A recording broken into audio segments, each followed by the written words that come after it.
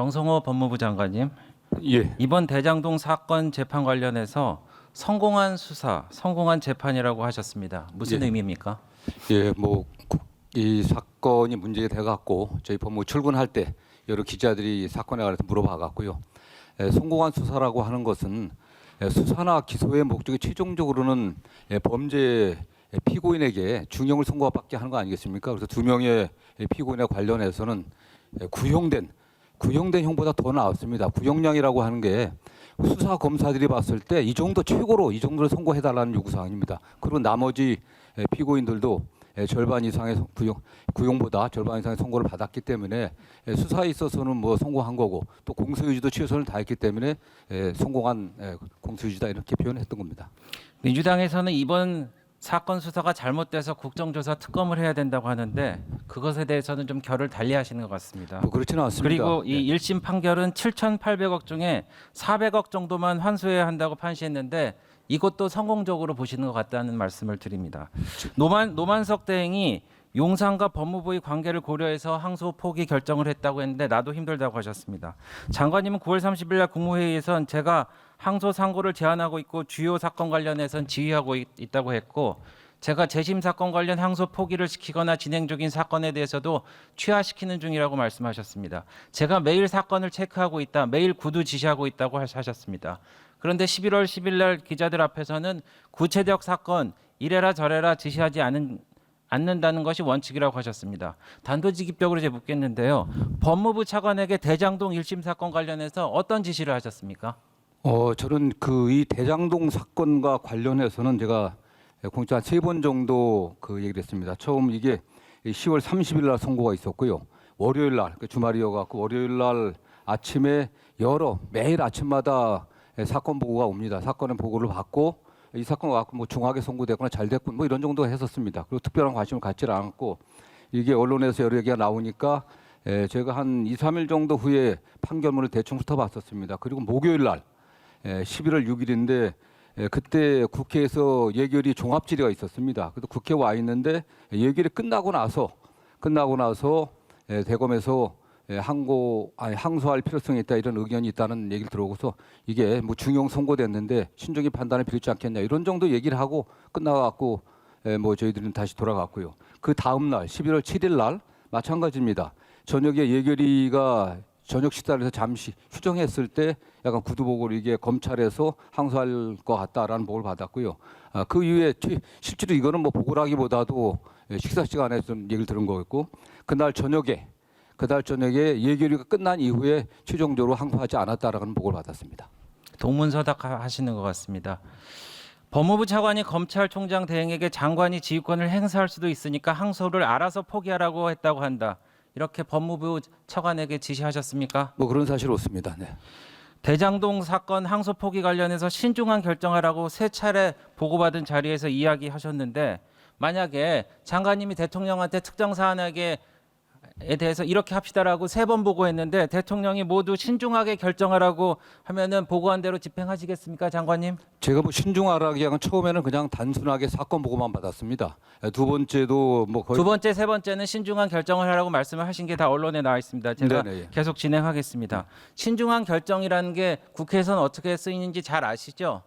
뭐 아니라는 얘기입니다. 어쨌든 뭐 동의 받아들이는- 아니면은 받아들이는 신중한 분의 검토라는 거는 하지 의지가 말라는 되는 것 얘기고요. 같습니다. 이재명 대통령도 저렇게 말씀하셨습니다. 긍정적으로 검토해 보겠다. 밑에 보시죠. 안 됩니다라는 뜻입니다. 2번이나 그렇게 말씀하신 겁니다. 그래서 사실상 지휘권을 행사하셨는데 검찰총장에게만 특정 사건을 서면으로 하게 돼 있는 법과 정면 배치됩니다. 위법한 거 아닙니까? 이게 제가 지휘를 하려고 했다고 하면 서면으로 했을 겁니다. 만약 일선청에서도 서면으로 안 하셨죠? 일선청에서 그거 위법입니다. 지휘로 받아들였다고 하면 서면으로 지휘할 걸 요구했을 겁니다. 뭐 자, 그런 사실이 대검찰청 비공개 예규에도 따라서 항소하셨어야 되는데 물론 형량이 넘는 사람도 있지만 못 미치는 사람도 있기 때문에 항소하셨어야 됩니다. 다시 묻겠습니다. 왜 대장동 사건 항소에 반대하셨습니까? 저는 뭐 반대한 건 없습니다. 반대하지 않으셨습니까? 최종적으로는 사실상 반대하셨습니다. 이거 뭐 사실상 연구하고 법적 연구하고는 다르지 않습니까? 네. 네. 그리고 PPT를 보시면은 보시는 바와 같이 대통령은 대장동 사건의 정점에 있는 피의자이며 법무부 장관을 지휘할 수 있는 인사권자입니다. 이번 1심 판결에서 400번 넘게 언급되었고요. 이번 항소 포기의 최대 수혜자가 사실상 누구라는 것은 국민들이 압니다. 대통령에 대한 재판은 지금 멈춰 있습니다. 1심 결과대로 특정경제가중처벌법과 이해충돌방지법이 벗어난다면은 업무상 배임만 남고, 업무상 배임도 민주당이 지금 법을 없앤다고 하지 않습니까? 그럼 대통령 완전히 무죄가 됩니다. 이게 최대 수혜가 아니면은 누가 최대 수혜자라고 말씀하십니까? 일방적 주장 같습니다. 판결문을 그리고 제가 한번 이재명 물어보겠습니다. 대통령이 관련돼 있다는 이 사안을 아무것도 없습니다. 대통령실 그러니까 이 사안을 대통령 또는 대통령실 직원과 직접 또는 간접적으로 논의한 적 있습니까? 저는 뭐 사건과 관련해서 대통령실과 제가 논의하지 자체를 않습니다. 저는요. 다시 한번 묻겠습니다. 간접적이라고 제가 말씀드린 거는 법무부 간부와 대통령실 직원과의 만남 또는 전화도 포함됩니다. 다시 묻겠습니다. 이런 적 있습니까? 그런 관련 보고 받으신 적 있습니까? 그건 뭐 제가 그런 말은 전혀 보고받은 바도 없습니까? 보고받은 책임지실 바가 수 없습니다. 있으세요? 네, 그렇습니다. 제가 보고받은 바 없습니다. 네. 대통령실 민정수석실 비서관 4명 중에 3명이 이재명 대통령 변호하시던 분입니다. 그중에 한 명은 대장동 사건을 담당하는 변호사였어요. 민정수석실까지 보고됐다는데 대통령께 보고가 안 됐다고 생각하십니까? 아니 이 사건의 결과에 대해서 대통령실에 어쨌든 뭐 항소했다 안 했다 그 보고 여부는 뭐 제가 알 수가 관여하지는 없어요. 않습니다. 다만 그거와 관련해 갖고 대통령실과 의논해 갖고 한 바는 전혀 어떤 없는 것으로 알고 있고요. 저 역시 마찬가지입니다. 7,400억에 대해서 제가 묻겠습니다. 이번 항소 포기의 가장 큰 쟁점은 전체 추징액 중 473억을 뺀 나머지 금액 약 7,400억인데 이거 사실상 받기 힘들어졌습니다.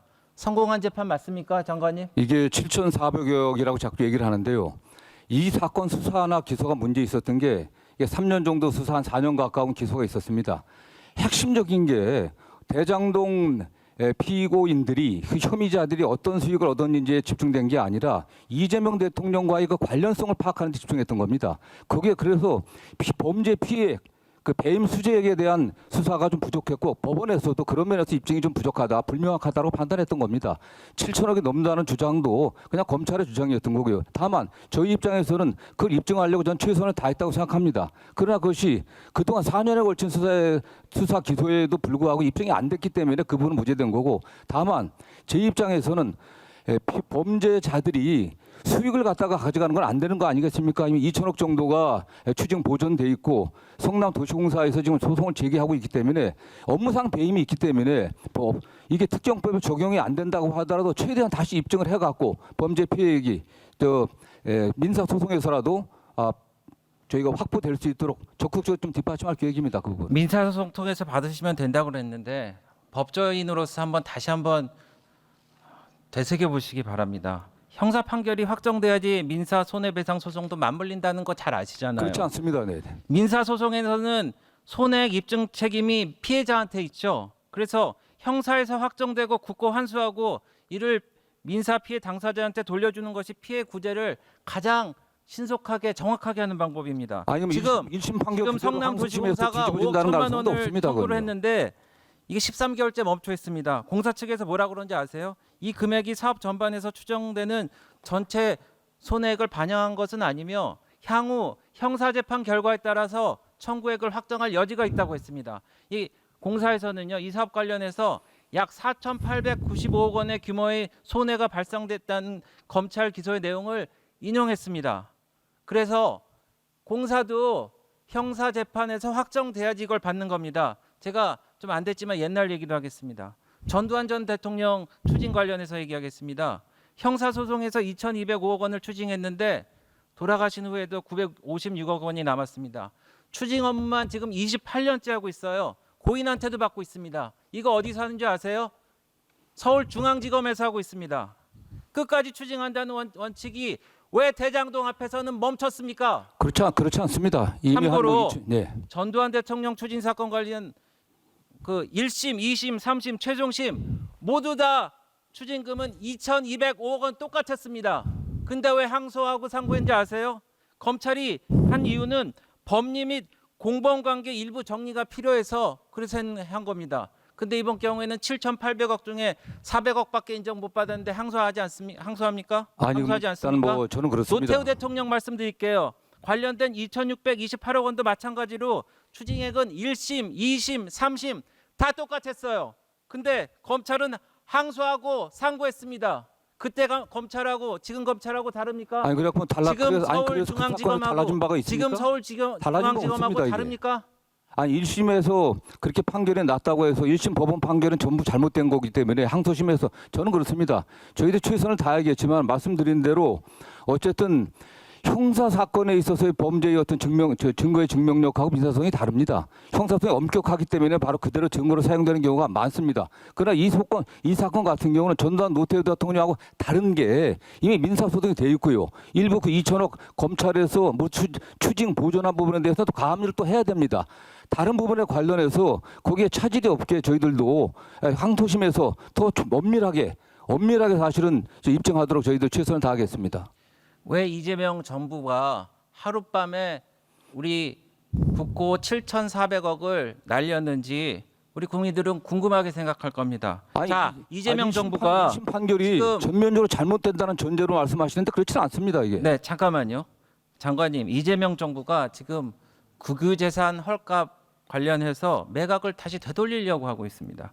그리고 증세를 하려고 노력하고 계시고 세금도 이렇게 확보한다고 몇백 명씩 뽑아갖고 수백억 원 되는 세금 환수 특별 뭐 기동대인가요? 뭐 이런 것도 만들어갖고 세금을 더 확보하려고 하고 있고 혈세도 지금 짜내고 있습니다.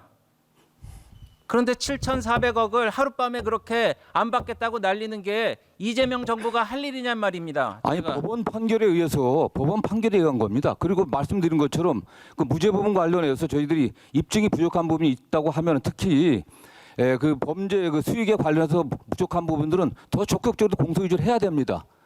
왜 무죄가 났는지 저희들이 밝혀왔고요. 그거는 무죄 여부와 관계 없습니다.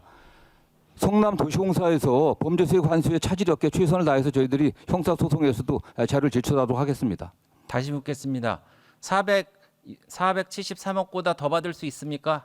항소심에서? 항소심에서 몰수 추징은 이게 필요적인 몰수 추징 부분이 아닙니다. 피해자가 있기 때문에 제가 여쭤본 물론 것만 대답해 국회재산법에 주세요. 의해서 2심, 3심을 통해 갖고 그렇지 않습니다. 473억보다 더 받으실 수 있으세요, 없으세요? 없죠? 아니 몰수 추징 선고가 더 나을 수는 없겠지만 말씀드린 대로 가장 중요한 게 그건 범죄 수익의 환수입니다. 그거는 어쨌든 민사 소송에서 저희들이 될 수 있게 최선을 다할 것이고요. 여기서 판결이 어떻게 나든 간에 관계없이 이미 피고인들이 중형 선고 받았고 그런 측면에서 저는 일선정에서 판단했다고 보고 있습니다. 네. 장관님, 이 결정에 관련된 모든 사람들에게는 국고 손실에 따른 배임죄로 법적인 책임을 물어야 될 거라는 게 국민적인 판단이고 이번 여론조사라든지 심지어는 한겨레 신문 사설에도 항소 포기가 잘못됐다는 거를 이렇게 이론을 펼쳤다는 걸 제가 말씀을 드립니다. 장관님, 범죄자의 불법 수익 이 7,400원을 이재명 정부가 짬짬이해서 범죄자들에게 안겨줬다는 비난이 빗발치고 있습니다.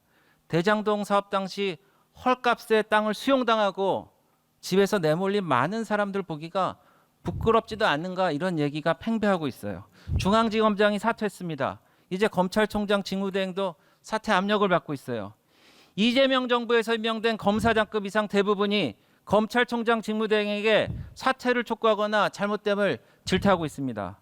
얼마 전에 민주당의 김병기 원내대표가 이 검사들에 대해서 말씀하셨습니다. 한 줌도 안 되는 친윤 정치 검사들의 구태타적인 항명이라고 했는데 장관님 동의하십니까? 저는 이런 그 개별 사건의 항소 여부에 관련해 갖고 검사장들이 집단적으로 의사표시를 하는 것은 매우 바람직하지 않다고 보고 있습니다. 더 중대한 사건도 많이 있었습니다. 잘 아시는 것처럼 내란 비상계엄의 수괴로 재판받고 있는 윤석열 대통령께서 그야말로 관행에 완전히 어긋나게 구속 취소됐는데도 한마디도 안 했던 사람들입니다. 저는 이건 바람직하지 않다고 보고 있습니다. 더군다나 이 부분은 항소 여부는 말씀드린 것처럼 만약 일선에서 그런 의견이 있다고 하면은 저는 그 내부적으로 해야 될 문제지 집단적으로 의사표시하는 건 저희 검찰 발전에서도 좋지 않다고 생각합니다. 원내대표의 의견과 동의하신다는 말씀을 제가 알아듣겠습니다. 제가 한 가지 또 여쭤보겠는데 1심 재판부는 김만배 씨 428억 원 뇌물 약속 혐의에 대해서 배임의 범죄 수익을 분배한 것에 불과해서 별도로 뇌물죄는 구성하지 않는다고 해서 무죄로 판단했죠. 근데 업자와 공무원이 결탁해서 벌어들인 범죄 수익을 나눠 갔는데도 뇌물이 아니라는 이 판결에 대해서 검찰이 왜 안 다툽니까? 다투지 않는다면은 향후 공무원들의 부패 행위에 면죄부를 주는 법리가 되지 않을까요? 예를 들어서 공무원하고 이 업자가 있는데 뇌물로 주고받으면은 이 처벌을 받는데 너무 친해서 너무 경제 공동체가 돼서 수익을 분배한다고 해갖고 이게 공동체니까 뇌물이 성립 안 된다는 이게 항소를 안 하셔갖고 법리로 굳어지고 판례로 굳어지고 그러면은 앞으로 어떻게 할 겁니까? 그러면은 앞으로 업자들하고 이 공직자들하고 서로 이 법망에서 벗어나려고 그러면은 뇌물로 주고받는 게 아니고 그냥 아예 우리 경제 공동체로 똘똘 뭉쳐갖고 수익을 나눕시다. 그러면은 처벌 안 받지 않습니까? 이런 판결에 대해서도 성공한 재판이라고 생각하십니까, 장관님? 저는 뭐그 너무 일반화시킬 수 없는 사안이고요. 뭐 법원 판결 내용에서도 이건 뇌물이라기보다는 그 사전에 둘이 공모해갖고 수익을 취한 것이기 때문에 배임죄에 포섭되는 부분이다. 배임죄에 포함됐기 때문에 별개로 뇌물죄로 선고할 수는 없다. 이렇게 저 판단한 것으로 알고 있고요. 네. 그 죄가 없다는 게 아닙니다. 네. 네, 장관님 제가 이제 말씀을 듣다 보니까 굉장히 답답함을 느낍니다. 그 장관님은 이 대한민국 검찰의 인사권을 행사하시고 재정적으로 서포트할 수 있는 최고 책임자신데 이게 검찰과 법무부는 다르고 이재명 정부의 검찰이 항명을 하고 있기 때문에 이 모든 사태가 있다라는 그런 그 핑계로 돌리시는 것 같아서 좀 가슴이 아프다 제가 이런 말씀을 드리고요. 장관님, 이 모든 책임을 지고 사퇴하셔야 된다. 장관님, 이 모든 책임을 지고 사퇴하셔야 된다는 국민적인 여론이 있고 의견이 있습니다. 이에 대해서 본인의 입장을 밝혀주십시오. 뭐 제가 어떻든 뭐 정치적 책임을 저는 회피할 생각이 없습니다. 다만 이 검찰이 처리한 수많은 사건의 일부입니다. 저는 개인적으로 전 정권 하에서 일종의 정치보복적인 어떤 수사 하나 때문에 장관이 이걸 책임지고 사퇴하는 것은 바람직하지 않다고 보고 있고요. 제가 할 일은 검찰 개별 사건의 어쨌든 당 부를 갖다 판단하는 게 아닙니다. 법무부에서 하는 일은 다른 것도 굉장히 많이 있습니다. 네.